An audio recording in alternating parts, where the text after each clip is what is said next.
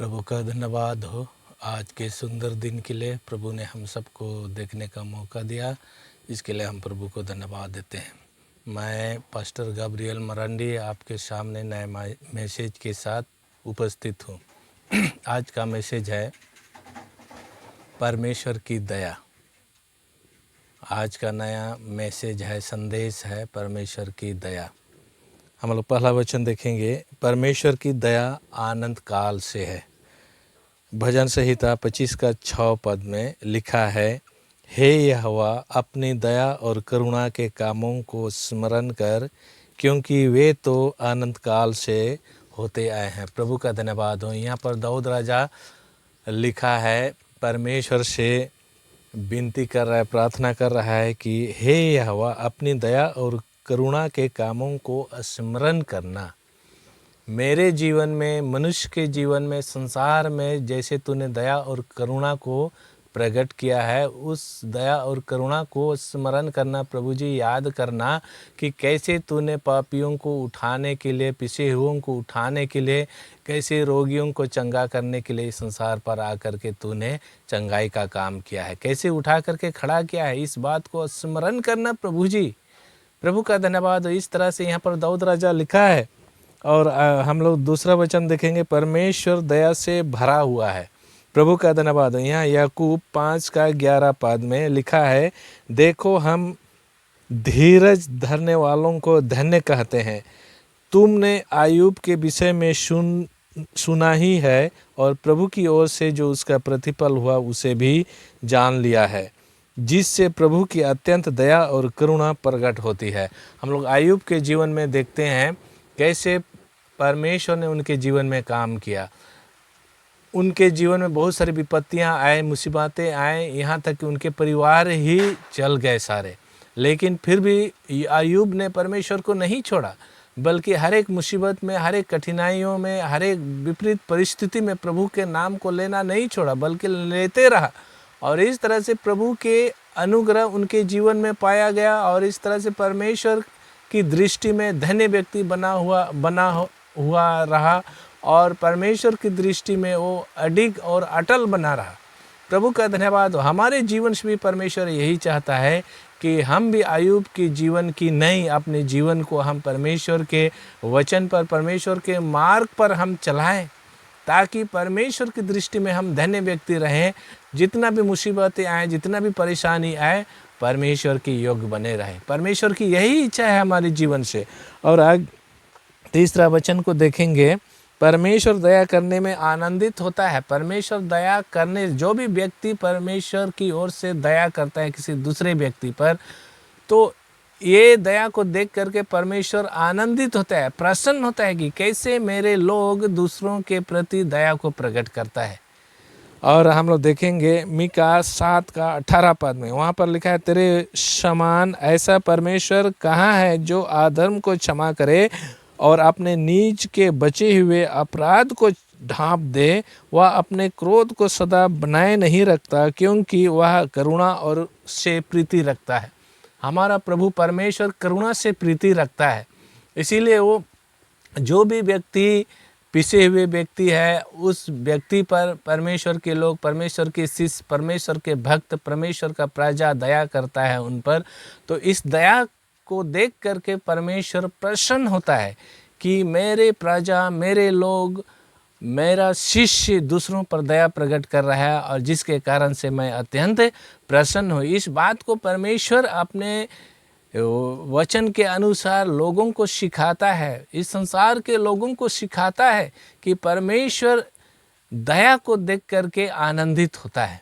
प्रभु का धन्यवाद हो। इसीलिए यहाँ पर हम लोग 3 वचन में देखे, परमेश्वर आनंद काल तक दया करता है।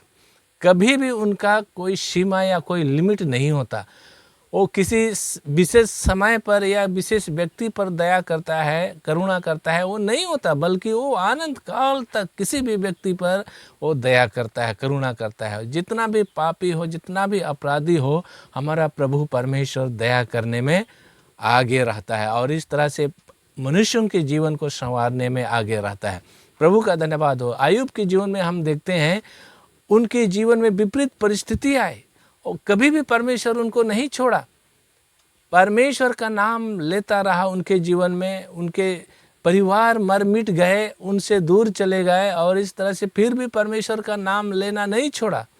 यहाँ तक उनके दोस्त लोग भी उनको कहा कि तुम परमेश्वर का इतना गुणगान करते हो, फिर भी तुम्हारा परिवार में ऐसी मुसीबतें आ रही है तो छोड़ दो, परमेश्वर का नाम लेना छोड़ दो। इस तरह से उनके दोस्त, उनके मित्र लोग कहे, लेकिन आयुब नहीं माने उन दोस्तों के बातों को और इस तरह से अपने जीवन में परमेश्वर को हटने नहीं दिया, अपने जीवन में परमेश्वर की आशीष को बेकार होने नहीं दिया, बल्कि परमेश्वर की आशीष को लेते रहा और परमेश्वर का नाम, परमेश्वर का गुणगान जीवन भर करता रहा इस पृथ्वी पर, जिसके कारण से परमेश्वर उनके जीवन में बहुतायत से आशीष दिया।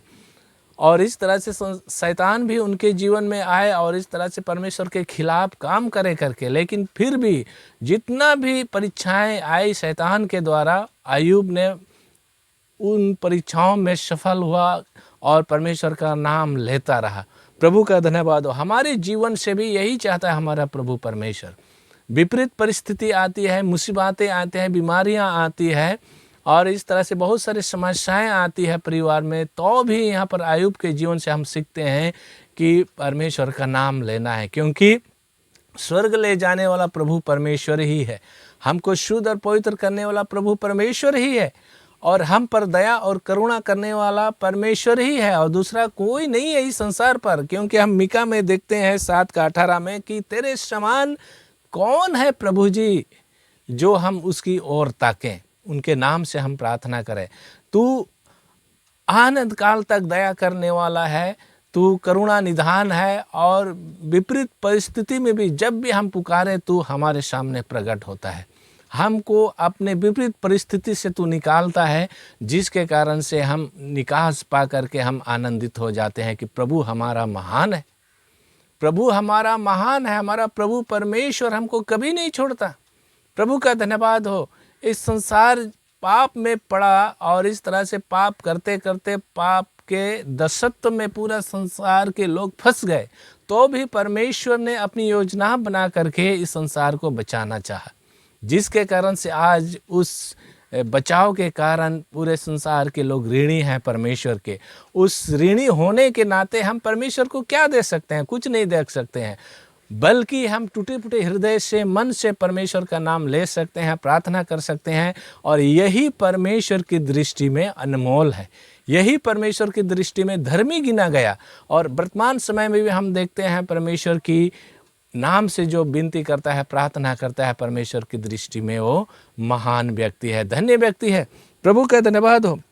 आज हम देखते हैं संसार पर जितने परमेश्वर के लोग हैं, मसीह जगत के लोग हैं, परमेश्वर के नाम से खड़े होते हैं, गवाही देते हैं, प्रार्थना करते हैं, गीत गाते हैं, बाइबल पढ़ते हैं और इस तरह से परमेश्वर का गुणगान करते हैं, क्योंकि वे जानते हैं कि हमारा प्रभु परमेश्वर महान है और यही महानता के कारण पूरे संसार को बचाया हमारा प्रभु परमेश्वर।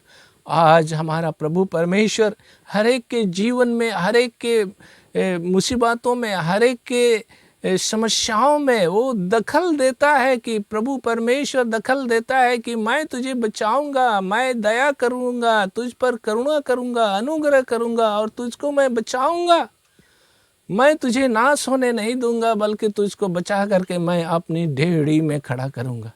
हमारा प्रभु परमेश्वर हमारे लिए योजनाएं बना करके हमको बचाता है।